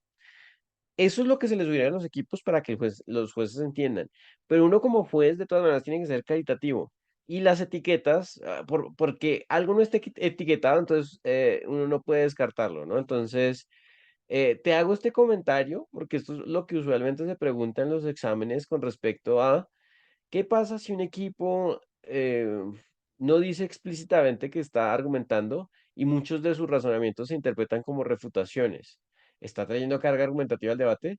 La respuesta es sí, pero a veces uno por ponerse a poner esta etiqueta de, es que es un argumento con 7 razonamientos o son em, am, más bien 2 o 3 argumentos, pues la verdad no cambia el contenido, ¿no? Tú lo que tienes que ver es, hay múltiples razones, tal vez subanalizadas, están orientadas a resolver un problema que es, creo que para alta oposición es importante que la extrema derecha no tenga un auge fuerte en México y que al parecer para alta oposición es más importante que se evite la expansión y popularidad de la derecha a que uno pueda ejercer el poder de una manera que no está tan acorde a algunos valores. Eso parece ser un poco el trade-off al que está jugando alta oposición. Y uno puede decir, bueno, ¿qué tan bien demostró por qué esto le interesa a la izquierda? Lo nombró y me está dando muchos datos y hechos sobre las cosas que ha hecho mal Morena. Y el otro equipo me está dando muchos datos sobre qué hizo bien. Eh, entonces, ahí uno ya tiene que ir formando los criterios, ¿no? Al final del día las etiquetas te ayudan a ti para organizarte, pero no son algo que tú le puedas penalizar o no a un equipo. Hay equipos que son muy desorganizados, uno siempre en retroalimentación les dice que mejore el orden, pero uno tiene que analizarlo todo, ¿no? Entonces uno puede decir, tal vez son muchas razones dispersas, subanalizadas, hubiese sido algo más conducente decir mira, el argumento de alta oposición es decir que a la izquierda no le interesa que Morena mantenga la presidencia en la República porque en el largo plazo disminuye las oportunidades de ganarle a partidos de extrema derecha más fuertes. O no sé si el argumento también está orientado a decir em, porque Morena está rompiendo los principios fundamentales de la izquierda, que también es algo que no está definido acá en el debate. No sé si la están entendiendo como un conjunto de movimientos o meramente como los partidos políticos de izquierda de México, pero bueno, ya lo veremos en lo que sigue el debate. Dime, Oscar. Sí, eh, más que una pregunta es como un consejo que quisiera saber de su parte. Yo parece que no estoy tan informado sobre política internacional que los debatientes de ahí. Entonces quería saber cómo, porque muchas de las afirmaciones que se decían, en verdad, como que yo no tengo una manera de, o sea, saber si son verídicas, por ejemplo, de si los mañaneros de verdad hacían que AMLO se contradecía constantemente y todo eso. Entonces quería saber Ujú. cómo, en ese caso, qué sería lo ideal como juez. Lo que determina el manual de jueces, bueno, primero el estándar mínimo, ¿no? El juez en Parlamento Británico en el Campeonato Mundial tiene que ser un ciudadano global informado. Entonces, uno sabe lo mínimo, uno sabe lo que dicen los diarios, ¿no? Entonces, por ejemplo, uno sabía que iba a haber elecciones en México, que Claudia Sheinbaum era la candidata de Morena, que Xochitl Gálvez, creo que se llamaba, era la candidata opositora, pero uno, por ejemplo, no necesariamente estaba informado de que AMLO hacía las mañaneras, ¿no? Pero entonces, ¿qué es lo que pasa con la evidencia específica, Oscar? Uno la valora en función de qué tan razonada está. Uno, en este caso, puede decir que la manera en que se utiliza la información específica en el discurso del líder de oposición es para ilustrar que Morena no es un partido conciliador, dialogante, sino es un partido divisorio. Entonces, la lógica interna de esa refutación o contraencuadre es decir que la figura principal del partido, el presidente, tiene un programa en el que trata mal a las personas opositoras y que y que de ahí se puede inferir como conclusión que el partido es difamador o polarizante antes que dialogante. Definitivamente es muy dependiente a la evidencia. Entonces, si, no sé, si llegara la persona viceprimer ministro y dijera, ¿por qué en la política es un estándar normal hablar mal de los opositores y por qué a pesar de que es una práctica común, eso no impide el bipartidismo y el acuerdo hacia proyectos para el beneficio de México? Y si lo razona, es probable que ese argumento o esa potencial refutación de viceprimer ministro líder de oposición pueda ganarle a alta de oposición así no tenga conocimiento específico. Tú valoras esa información de conocimiento específico en función de cómo está organizado, articulado el argumento, no como si tuviera un valor intrínseco, ¿no? Entonces, esa es la manera en que se adjudica, mirando cómo está razonada la evidencia antes que la evidencia en sí mismo, porque en este formato pues no tenemos forma de verificarlo. Hay otros formatos que sí lo valoran, pero este no. No sé si queda claro, Oscar. Sí, gracias. Bueno, entonces, bueno, yo creo que para no quedarnos acá, veamos cómo termina la interacción del debate en altas y seguimos con las preguntas y sigo mirando cómo es que funciona este debate porque no lo había visto. Muy curioso, y estoy aprendiendo mucho de México. Espero que están diciendo la verdad. Después Natalia nos puede decir si están diciendo la verdad o no. De discurso, pasamos entonces al discurso de Martín, eh, de alta de gobierno. Hola, por favor, confírmenme que se me escucha bien. Se te escucha bien, Martín. Vale. Entonces, bueno, quiero también agradecer en este discurso a muchas personas, mentalmente muy útil, sobre todo partiendo, creo que en general Fernando. Así que bien, ya comienzo.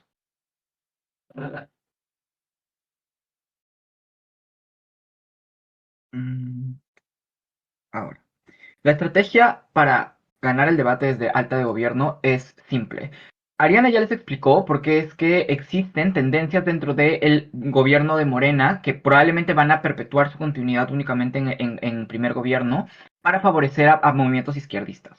Vamos a asumir una versión más matizada de este caso, entendiendo que efectivamente existen críticas contra Morena para explicarles por qué es que, en primer lugar, ese tipo de cosas tienen tendencia a mejorar cuando ya no es AMLO, sino es Claudia Sheinbaum quien asume el poder, pero en segundo lugar y más importante, y de hecho voy a decir esto primero, porque la comparativa es significativamente peor igual, y con esto vamos a terminar de matar a primera oposición y también pues probablemente quemarle el caso más relevante a baja de gobierno. Vamos a empezar con, porque es que creo que la comparativa es significativamente peor y voy a hacer engagement con esto y creo que acá también reality check. La comparativa no es hacer una coalición que pueda mitigar el backlash y que sea potencialmente importante para el izquierdista. Literalmente la segunda persona en las encuestas detrás de Claudia Sheinbaum en este momento es Xochitl Gómez, que es una persona que es la candidata como de la alianza entre el PRI y el PAN. Vamos a explicarles por qué es que una coalición del PRI y el PAN es significativamente terrible para este tipo de cosas, que igual como para la elección. Vamos directamente a eso. Creo que esto es significativamente terrible en comparativa por varias razones. Lo primero es que el PRI es que históricamente esta coalición es una coalición que se debe a públicos significativamente más conservadores. Son partidos que son más conservadores y por lo tanto apoyan a públicos que están directamente en contra de cualquier tipo de reforma izquierdista. Reconozcan que lo que a la izquierda le importa efectivamente probablemente es poder tener reformas sociales que sean sostenibles o al menos que tengan comparativamente una mayor posibilidad de garantizarles el acceso al poder, pero en segundo lugar que esto implica que puedan tener como mejoras tangibles en su bienestar y también una mayor como atención del gobierno. Creo que el PRI y el PAN son partidos que cuya coalición responde a comunidades que son significativamente más progresistas, ¿cierto? Como quienes defienden a las familias, quienes están en contra de como las disidencias y los movimientos sociales que pueden ser más disruptivos como el feminismo y ese tipo de cosas. Creo que esto es significativamente importante porque entonces reconozcan que dejar de responder a estas personas para, por ejemplo, empezar a continuar siquiera con las reformas, con reformas que son más progresistas o escuchar más a los movimientos izquierdistas en el lado de oposición, implica perder una capital, como a los votantes a los que te debes y por lo tanto pierdes la responsabilidad sobre ellos. Creo que esto es algo a lo que la coalición probablemente no está dispuesta a asumir. Pero en segundo lugar, porque incluso la razón por la que están en el poder es a partir de este tipo de poblaciones. Es decir, tienen un montón de lógicas de lobbies, de clientelismos. Las alianzas que han establecido son conservadoras a lo largo de toda la historia en diferentes gobiernos, en diferentes periodos de gobierno dentro de México. Han establecido se han mantenido en el poder a partir de alianzas con el narco, por ejemplo, en contraposición a Morena en este momento, que tiene una alianza fuerte con los militares. Creo que esto es importante entonces, porque razonablemente tiene ceros incentivos para poder volcarte hacia la izquierda. Pero si es que sí lo hicieran, creemos que este tipo de cosas, creo que esto es significativamente perjudicial. No nada más por la pérdida de votantes que ya les expliqué, sino porque en segundo lugar, lo que esto hace es que si es que cualquiera de los dos partidos se quiere inclinar más hacia la izquierda, se genera una tensión dentro de la coalición, ¿cierto? Esto es perjudicial en el momento en el que llegan al gobierno, porque lo que razonablemente implica es que la capacidad de gobernabilidad que tienen disminuye, porque genera inestabilidad al interior de la coalición. Creo que esto perjudica a nivel macro la gobernabilidad de México, que creemos que es un país cuya gobernabilidad ya de por sí es extremadamente difícil de manejar, pero además porque reconozcan que quienes pagan el pato es la izquierda, no nada más porque ven sus reformas y avances sociales retrocedidos, sino porque ahora la gente se les tira encima, porque la manera de interpretar este tipo de cosas es que la razón por la que el gobierno de México es inestable no es necesariamente es por la izquierda, es porque quieren tirarse más hacia la izquierda, lo cual hace que en general los movimientos entonces sean sean, por ejemplo, más criminalizados, que tengan menores posibilidades de hacer protestas, que tengan menores posibilidades de acceder a beneficios. Creo que eso es significativamente terrible.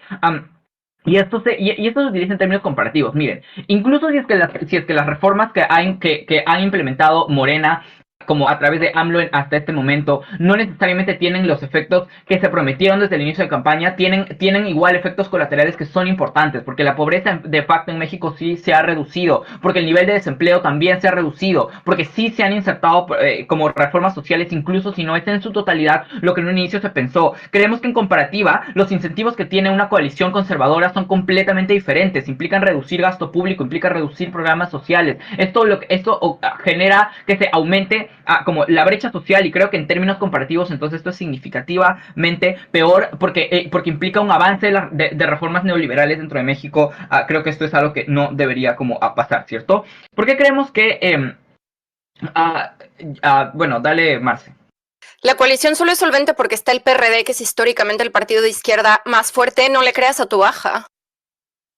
No, creo que independientemente de eso, de todas maneras la coalición y la manera en la que este tipo de partidos se han sostenido históricamente ha sido a partir de este tipo, ha sido a partir de este público, y ha sido a partir de este tipo de coaliciones. Y por lo tanto, directamente esta es la manera en la que probablemente de todas maneras se deben al gobierno, pero además se deben a este tipo de funcionarios que los han mantenido en el poder. Entonces creo que de todas maneras este tipo de cosas entra. Porque es que independientemente de eso, Claudia Sheinbaum es una opción que es comparativamente mejor como dentro del debate. Lo primero es que reconozcan que comparativamente Claudia es una figura que se ve como incluso más abierta a negociar y a concertar con los movimientos que en el lado de que con AMLO han sido menos escuchados, ¿cierto? En primer lugar, tiene un perfil que es significativamente más moderno a partir de su perfil académico, ¿no? Como la gente ya tiene esa percepción de que ella es comparativamente más, pero además ya lo ha hecho, porque dentro de su periodo como gobernadora en México ya ha tenido acercamientos con este tipo de movimientos como sociales, ¿cierto? Ya ha dado subsidios para esos movimientos, ya ha hecho cosas como se ha metido directamente en la búsqueda de los desaparecidos. Esto ha generado una mayor percepción de cercanía, y creo que esto es significativamente importante, porque lo que genera entonces es que hay una tendencia a continuar las reformas que creo que de por sí ya son como útiles de parte de AMLO. Pero además, porque esto significa que no se porque Claudia Sheinbaum probablemente no se va a seguir como peleando con ese tipo de movimientos porque pierde poder y escaños dentro del Congreso. Reconozcan que existe otro tipo de partidos que también tienen cierta presencia en México y que probablemente van a tener cierta injerencia, como el Partido de los Trabajadores, lo cual implica que si es que ella se sigue peleando con ellos, razonablemente pierde como poder, ¿cierto? Creemos que en comparativa, mantener a Morena en el poder, mantener las obras públicas que se generan a partir de las alianzas con militares, mantener la tendencia que tiene a aceptar más reformas comparativamente progresistas y más izquierdistas, implica mantener una continuidad dentro de la estabilidad de México. La comparativa es significativamente peor. Gracias. Bueno, ya con esta intervención ya ahora sí tenemos más material para hacer las preguntas chéveres, las preguntas más realistas que podrían salir en este tipo de adjudicaciones. Entonces, Diana, ¿estás preparada? ¿Estás ahí perfecta para responder? Estoy ahí, estoy aquí. Bueno, bien, entonces te voy a hacer una pregunta. A ver, de nuevo, podría hacer la pregunta genérica, pero pues ya la exploramos. A veces funciona, a veces no. Entonces voy a hacerte preguntas más precisas. La pregunta genérica sería, de nuevo, preguntarte quién va ganando la ronda. Pero no te voy a preguntar eso, pero pues al igual para que lo tengas pendiente, es importante en este punto que sepas quién va ganando la ronda, alta de gobierno, alta de oposición. Te voy a hacer una pregunta más precisa y es, dentro del discurso del viceprimer ministro, ¿encuentras respuestas directas o indirectas al problema de la expansión de la ultraderecha en América Latina y en particular en México? Mm,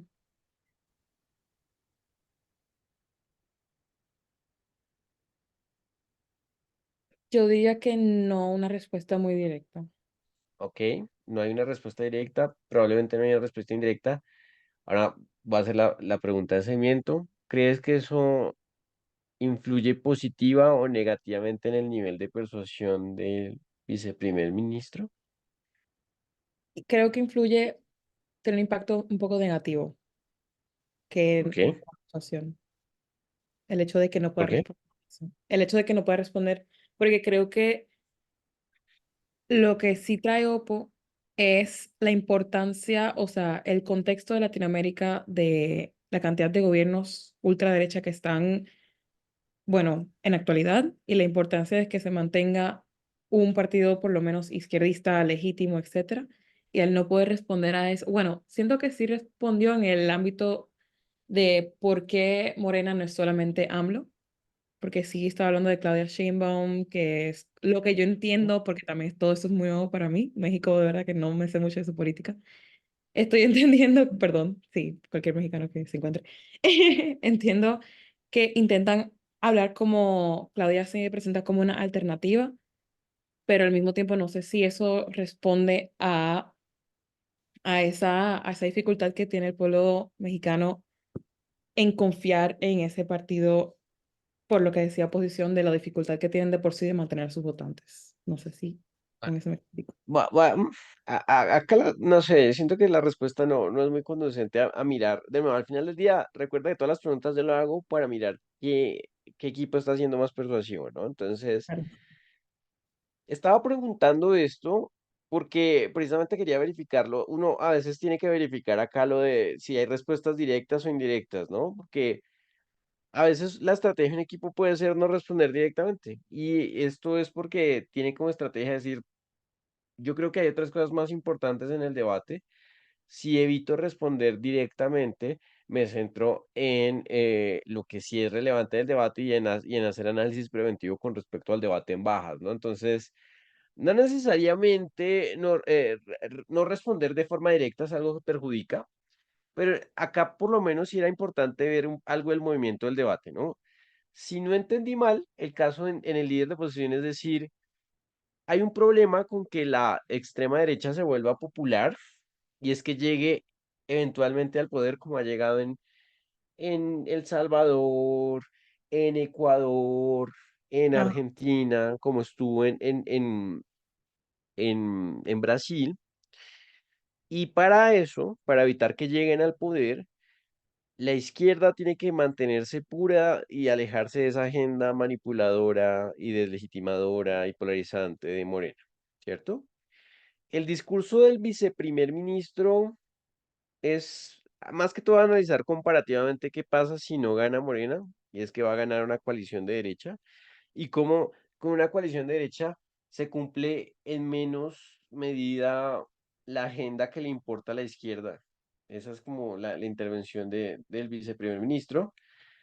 Y acá no se están respondiendo directamente, pero sí creo que están interactuando indirectamente, porque implícitamente esto es un problema que tiene Alta de Gobierno. Alta de Gobierno en cierta medida está diciendo que lo que le importa a la izquierda mexicana es gobernar o que se implemente algo de su agenda y que eso es comparativamente más probable en un gobierno como el de Morena que en otra coalición de derecha. Y oposición lo que le importa es que no llegue eventualmente una coalición de extrema derecha al poder. O sea, tiene un acuerdo implícito de que tal vez lo que le interese a la izquierda mexicana es que no lleguen al poder las personas de derecha. Pero acá no hay un acuerdo en qué importa más, que no lleguen al poder eventualmente en el futuro, como dice oposición, o que no lleguen al poder ahora y que se ejecute menos la agenda en el presente. Eso no lo resuelven ellos, eso lo tendrás que resolver tú, Viana. En este punto, ¿quién te persuade más? ¿Alta de gobierno o alta de oposición? Uy, yo diría que por ahora me sigue persuadiendo más alta de oposición. ¿Por qué? Yo diría que me han logrado explicar de manera más concreta O sea, los el criterio es calidad demostrativa. O sea, te exacto. parece que argumentativamente es más profundo. Además ¿Sí? de más profundo, siento que su scope también fue un poco mayor. En cuanto, Pero, ¿a qué te refieres con el scope? en cuanto a me cubren no solamente el lado económico, pero también las personas vulnerables y también me cubren diferentes sectores de los gobiernos, etcétera. O sea, que siento que impactan Ok. a más, tal O sea, vez, tu criterio es que porque cubre más asuntos, entonces si cubre más asuntos es más relevante que la contraparte. no únicamente. O sea, yo diría que es una combinación de que además de que me están explicando cubriendo más puntos, también me están haciendo de manera más concreta, yo diría. O sea, están como siendo como un divide and conquer en mi perspectiva. Mm, ok, ok. No sé. Voy a seguir preguntando, no, o sea, de nuevo, lo que me importa a mí en el ejercicio, Viana, es que tú en una deliberación estés dando claramente tus criterios. Porque yo puedo decirte, sí, estoy de acuerdo, Diana, o tú decirte no. Para mí es todo lo contrario. Bueno, eso ya son cosas de la deliberación. Lo importante es que tú puedas cumplir un buen rol en una ronda eliminatoria, que es decir tus criterios. Y ya el juez principal te puede decir si estoy de acuerdo o no estoy de acuerdo, ¿listo? Am, ¿Quién sigue? Ah, se fue la persona que iba a preguntar. Entonces, sigue acá. No, se nos va a acabar el tiempo. Entonces, escuchemos rápidamente el último discurso y ya con eso terminamos.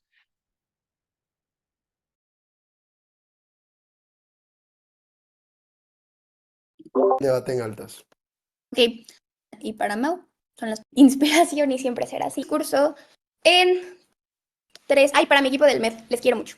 Comienzo mi discurso en 3, 2, 1. 3 puntos de refutación muy puntuales al caso del gobierno. Primero, la primera cosa que te dicen es que Claudia va a poder lidiar con los temas sensibles para todos. 3 respuestas aquí. 1. No decir que porque es joven y porque apela a las minorías es algo factible cuando llegue a la presidencia. Lo que yo te voy a explicar es por qué esto es poco probable. La respuesta es muy sencilla. Claudia literalmente se reconoce como una fiel seguidora de AMLO. En los debates literalmente siempre ha aludido a todo lo que ha hecho AMLO, que es lo correcto y que ella reconoce y lo ha dicho abiertamente que va a perpetuar lo mismo. Aunque ella quiera hacer las cosas disruptivas que tanto menciona el gobierno, la presión que tiene de AMLO y de Morena es detrimental porque la agencia sí es limitada, porque se le va a criticar si quiere hacer cosas totalmente diferentes, porque sigue estando enlazado a partir de estas cuestiones. Pero vamos a hacer un reality check de las cosas que se han dicho. La realidad es que es falso lo que te dice el gobierno. ¿Por qué si Claudia tendrá esta perspectiva tan fresca en un debate presidencial en donde se habló en un bloque de mujeres, dijo, pues las mujeres no son tan relevantes, mejor hablemos de economía? Esto sí pone en duda razonable cuáles son los principales intereses que tiene Claudia. Esta disyuntiva en qué tan probable es o qué tan certero es el caso de gobierno termina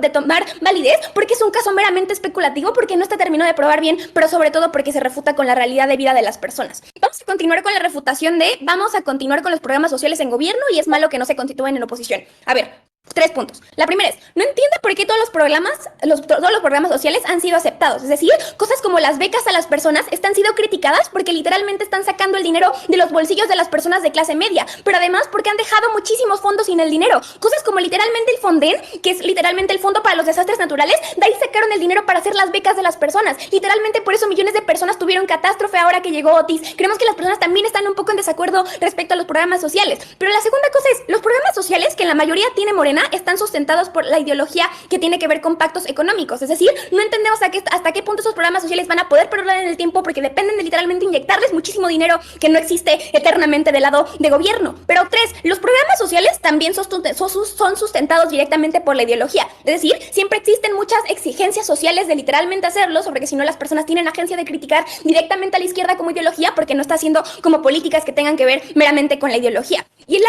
que te da gobierno es, pero pues algunos programas sí funcionaron. Pero es que eso es simétrico. Si yo te demuestro que literalmente su estrategia de seguridad, que es abrazos no balazos, no funciona, y aunque las personas tengan acceso a más dinero del lado de gobierno, las mujeres se siguen muriendo, esto termina siendo una perjudicación, porque lo que más importaba en gobierno no era demostrar por qué los programas sociales eran lo más relevante, sino por qué la izquierda se sustenta ante estas críticas constantes que recibe por parte de la oposición, porque al final esto es una cosa discursiva que usa la oposición para deslegitimar como en este tipo de cuestiones. Y el tercer punto de refutación es muy sencillo. Lo que te dice gobierno es, Morena tiene una buena imagen por sus discursos y esto como sustenta la izquierda. A ver, incluso si fuera un discurso que sea tan bueno para ideología, lo que no explican es cómo reacciona las críticas y la oposición frente a esto. Si entendemos que la oposición puede solucionar ante estas críticas, la ideología de la izquierda sigue viéndose detrimental. Nota que muchísimos periódicos populares, como lo pueden ser Latinos y muchos más en México, han criticado el tipo de discursos que ha hecho AMLO, porque si las personas reconocen que el solo hablar con los delincuentes hace que, por ejemplo, se solucione como cualquier problema de inseguridad, hace que las personas no confíen incluso en la imagen que le está dando Morena a la izquierda, porque literalmente existe mucho análisis de por qué los discursos de AMLO son inefectivos, porque se justifican a través de decir como, nota que los hijos de AMLO literalmente son un narcopartido que están eludidos con las partes terroristas de México. Esto sigue generando muchísima desconfianza y sigue generando como muchísimas lógicas de no importa qué tipo de discurso tenga AMLO y si lo replica Claudia, es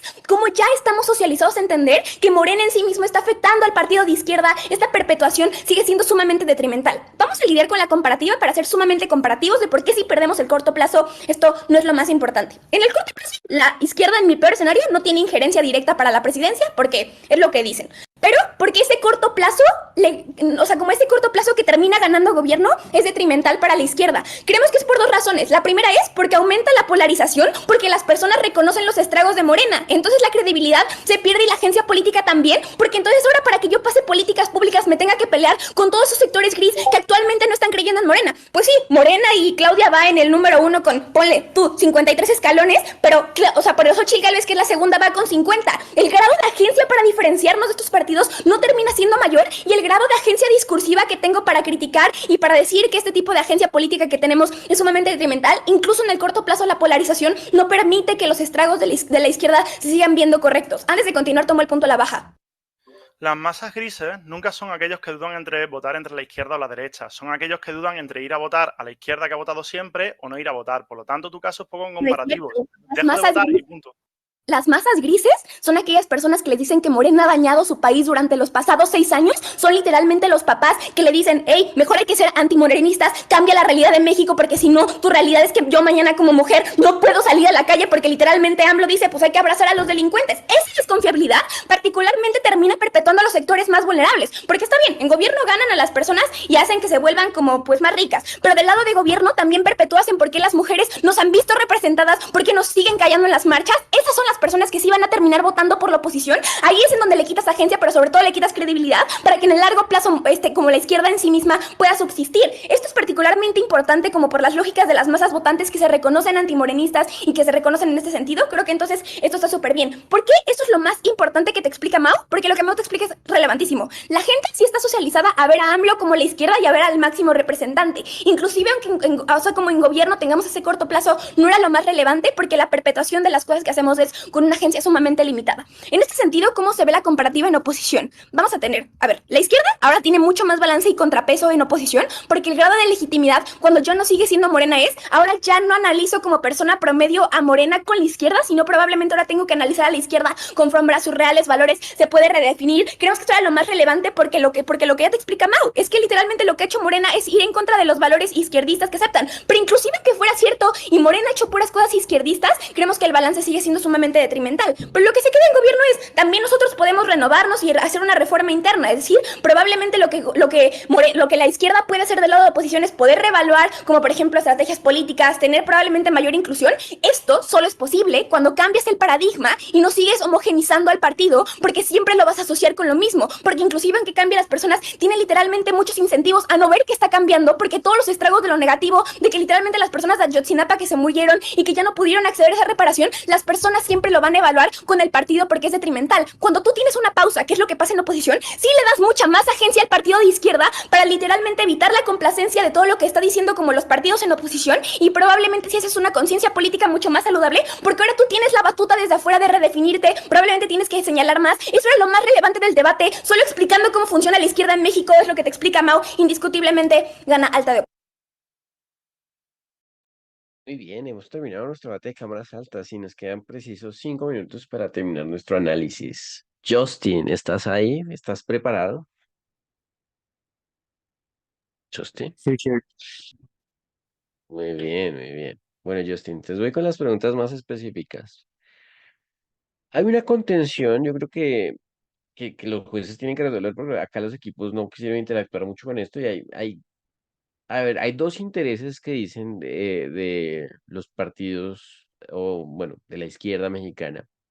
Uno es ganar elecciones y estar en el poder para implementar políticas. Otro es mantenerse puro con su agenda, incluso si eso no necesariamente hace que uno gane en el corto plazo. Justin, ¿qué equipo probó mejor su métrica o cuál métrica? A ver, pues para adjudicar este debate intentamos saber qué le interesa más a la izquierda mexicana. Hay dos intereses. eh, ¿Cuál interés es más importante de lo que viste en el debate? ¿Quién te convenció más?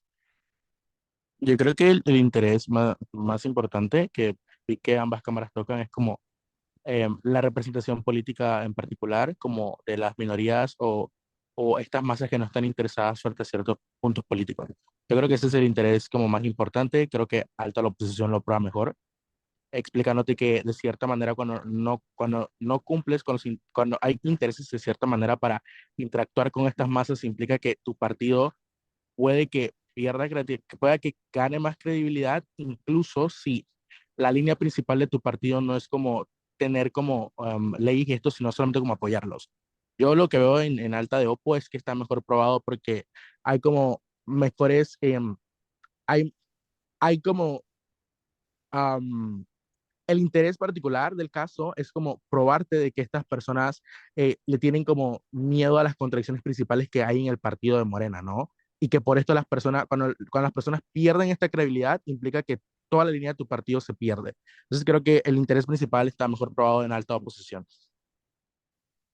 Bien, sí, yo creo que lo único que te recomendaría es que tal vez la respuesta fuera un poco más concreta y es sí, o sea, si para ti la respuesta era sí, le importa más su, no sé, apego a sus principios y valores y cuando están con la continuidad de Morena, eso está en entredicho y eso, no sé, o favorece que llegue después la derecha o después también le falla directamente a las víctimas que también lo consideraron como relevante, pues debería ganar ese interés, muy bien.